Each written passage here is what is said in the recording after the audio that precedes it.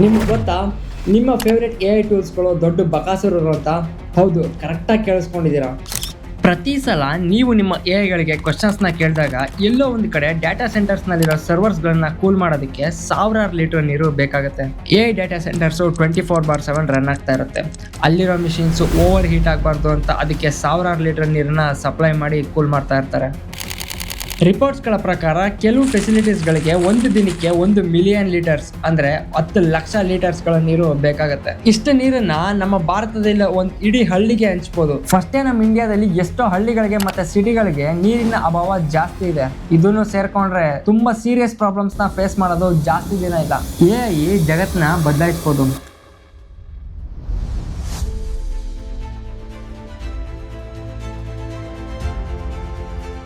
ಆದರೆ ಭೂಮಿನ ಒಣಗಿಸ್ಬಾರ್ದಲ್ವಾ?